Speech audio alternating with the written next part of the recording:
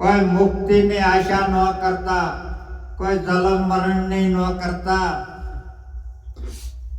કારણ કે ત્રણ કાળમાં તમારો ક્યારેય નાશ છે જ નહીં, કાયમ રહેવા વાળો છે. ઉત્પન્ન થાય છે એ પરલે થાય ને થાય, પણ જેની ઉત્પત્તિ જ નથી એ ક્યારેય પરલે થતો નથી. મહાન પુરુષો એ ઘરે ઊભા છે. આપણે એ ઘર સંભાળવાનું છે.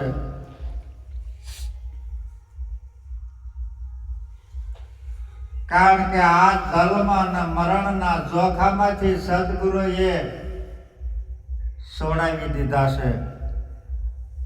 જ્યાં સુધી સદગુરુ આપણને નતા મળ્યા ત્યાં સુધી અંધશ્રદ્ધાઓ, અને અંધશ્રદ્ધામાં કૂટાય છે આખું જગત. તમે નજરે જોવો.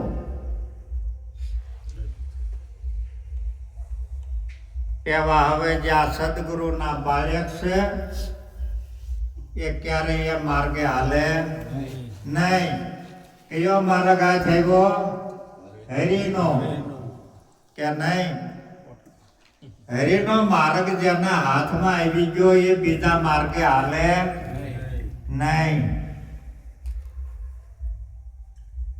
આ જેને હાથમાં આવી ગયું છે, એટલે નિરાજ મહારાજે કીધું છે કે મારા મનમાં હતું એ મારે થઈ ગયું. મારા મનમાં હતું એ મારે થયું, અને આ પૂર્વનું થયું છે સાક્ષાત્કાર.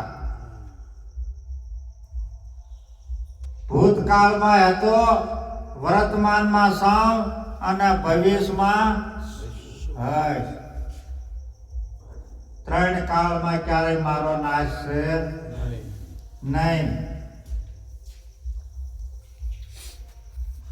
આવી નિષ્ઠા ઉપર આવી જઈએ, આવી દ્રઢતા ઉપર આવી જઈએ,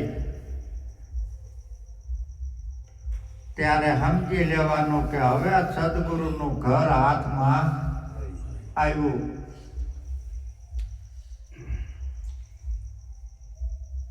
સદગુરુ પરમાત્મા પોતાનું જે સ્વરૂપ છે એ નિજ અને નિજના સ્વરૂપે આપને બનાવ્યા છે.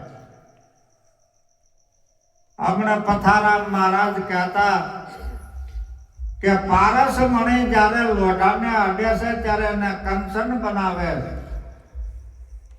પણ એ પારસ મણી બનતી નથી. કારણ કે સદગુરુ છે એ આપ સમોગડીઓ બનાવે છે. સદગુરુની ભાવના ભમરી જેવી કે પોતાના રૂપે બનાવીને રાજી થાય. એમ આપણને જે સદગુરુ પરમાત્મા એ વિચાર કરજો તમારા સગુણ સ્વરૂપનો જ. કારણ કે આ તન છે એ સદગુરુનું છે કે નહીં? મન સદગુરુનું છે. આખો જો હળંગ બનાવ્યો હોય તો આ શીશ રહ્યું એ પણ સદગુરુનું. દ્રષ્ટિ કોની? સદગુરુની. મુખ કોનું? અટાણા કોણ ભેગા થયા છે? બધા ગુરુમુખી કે નહીં? બધા ગુરુમુખી. હળંગ બનાવ્યો છે એના રૂપે.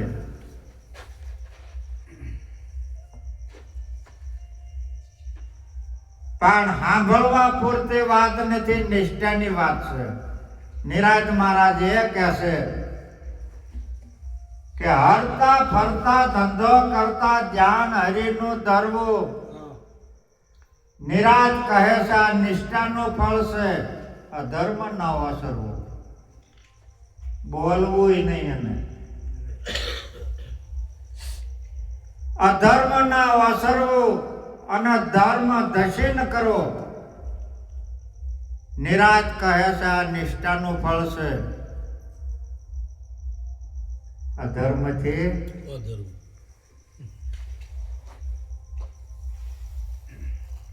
બીજું કઈ નહીં, વર્તમાન જ બદલાવાનું છે, બીજું કઈ છે નહીં. જેમ આ શરીર માથેથી વસ્ત્ર આપણે બદલાવી નાખીએ છીએ એમ આપણું વર્તમાન છે અને બદલાવાનું છે, બીજું કઈ કરવાનું નથી. કારણ કે જ્યાંને જ્યાંને આ સત્યનું વર્તમાન છે, નીતિના નિયમમાં રહેવા વાળા છે, એને કોઈ દી આવરણ કાંઈ આવવાનું નહીં.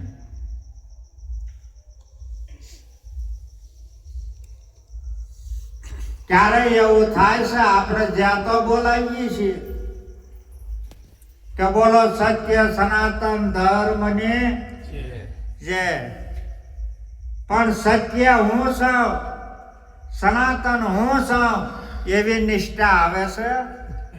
એવી જ્યારે નિષ્ઠા આવે ત્યારે સમજી લેવાનું કે હવે આ સત્યમય બન્યો.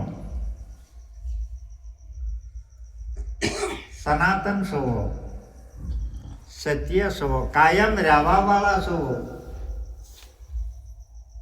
પણ તમને એવું લાગતું હશે કે આ ખોખું પડી જાય છે એટલે કેમ થાય છે?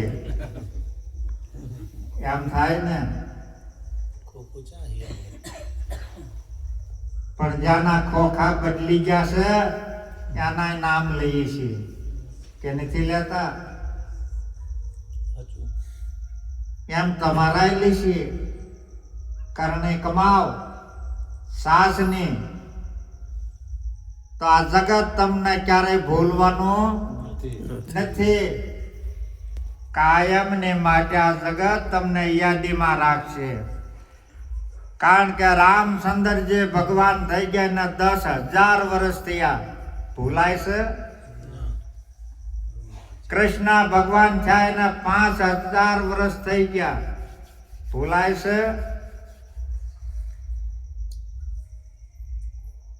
રામદેવજી થયા એને 250 વર્ષ થયા.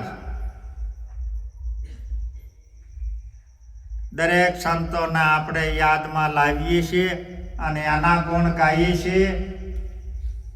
પણ સત્ય જો કમાણી હશે તો પણ એ ગુણ આના ગાવા શીખી જશે. એટલે સવારે મહારાજે બહુ વાત હારી કરી કે કરણી કમાવ તમે સાસની, તો આ જગત તમને ક્યારે ભૂલશે નહીં.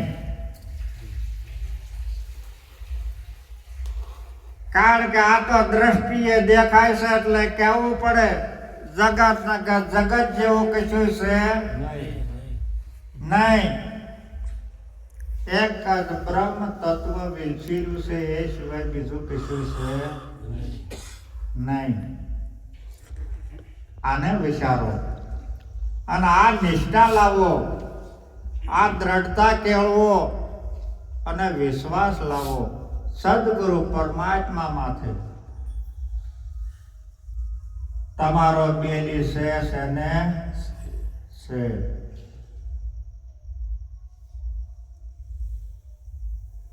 આજ રે